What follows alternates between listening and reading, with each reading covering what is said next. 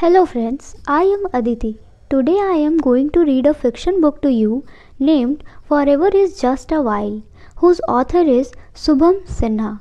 Part 2, Chapter 1, After Story.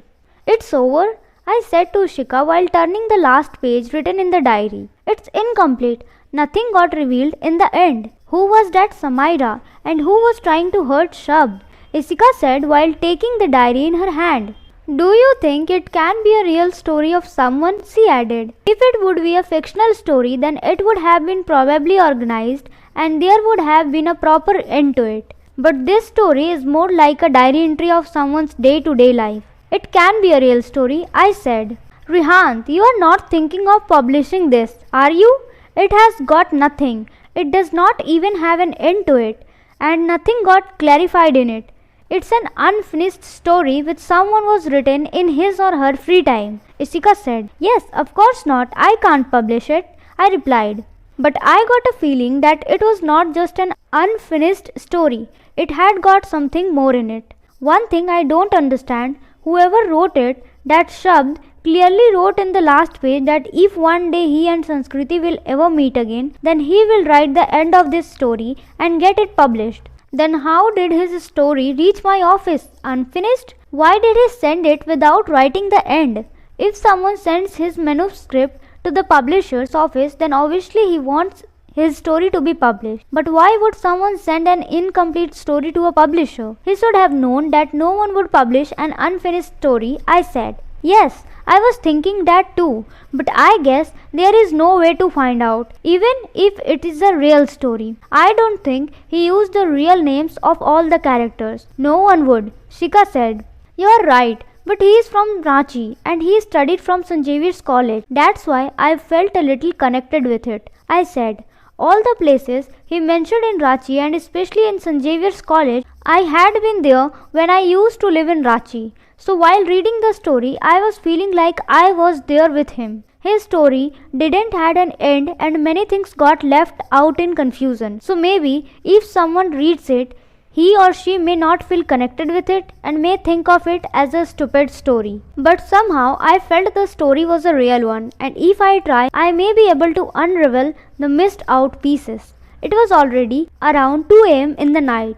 We slept after that as next day we both had to go to office early. Rihant, wake up. Every day I wake you up in the morning. Can't you ever give me a surprise by waking up yourself before me and make me a cup of coffee? Ishika said. I opened my eyes a little. She was getting ready in front of the mirror for going to office. Yeah, one day your dreams will come true, baby. But in your dreams, I said while laughing. Shut up and wake up, or you will be late for office. She said, I really don't want to go. It has been so long since I had some time to relax. I complained like a kid.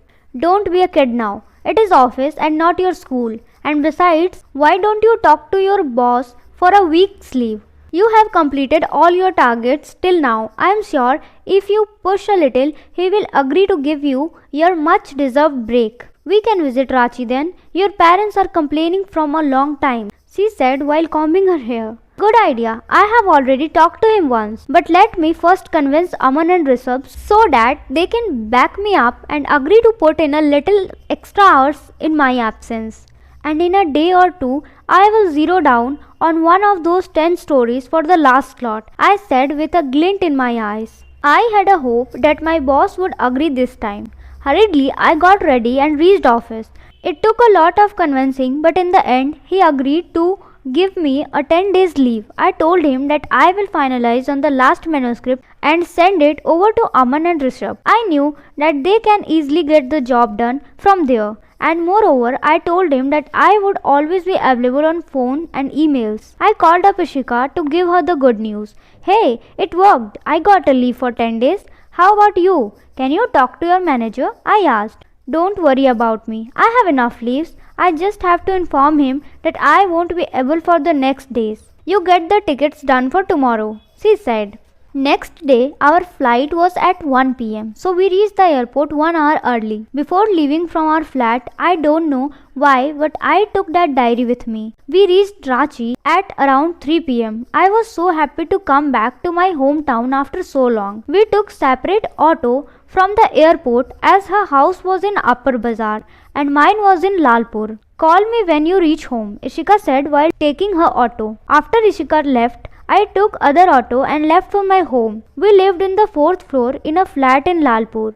Mom opened the gate when I rang the call bell. I touched her feet. I called Ishika and told her everything. And after hearing it, her laugh was not stopping. Ishika has also come with me, I said while having lunch with Mom. Oh, great. When is she coming home? She asked. Both our parents knew about us. We told them that we want to get married in future and they did not have any problem with it. But of course, they did not know that we were living together in Delhi. She will come in the evening, I replied. When she came in the evening, Mom was very happy to see her. You two should get married now, she said while talking to us when we were sitting in drawing room. Both our parents were forcing us to get married from a few months. Mom, not again. I told you before also. We are not ready to get married yet. We have our careers to focus on right now, I said.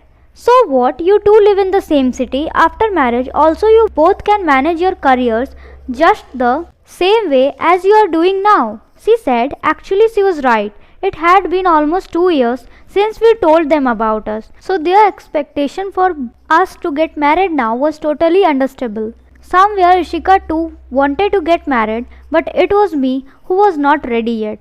So every time when our parents brought out the topic, I used to make some excuse. You always make excuses. I was talking to her mom the other day and she also wants you both to get married soon, Mom said. Somehow, after a while, I was able to distract Mom from that topic. Listen, I am thinking of going to our college tomorrow morning, I said to Ishika. You are not going to leave that story without getting to the core of it, are you? She said. I was thinking maybe I'll get some answers there. Most probably, all the information written in the diary about the college could be wrong, but it's worth a try. Maybe I will be able to find the guy who wrote this, I said. Okay, I'll come with you then, she said. After having dinner, I went to drop Ishika to her home, but all the time my mind was occupied by only one thought. Will I be able to get all the answers, or will all my attempts go in vain? So, this is the part B consisting of one chapter. Thank you so much for listening it and I hope it is understandable to you. And next one chapter is uploaded tomorrow at 10 p.m. If you enjoy watching my videos, do like, subscribe and share with your family and friends. Thank you.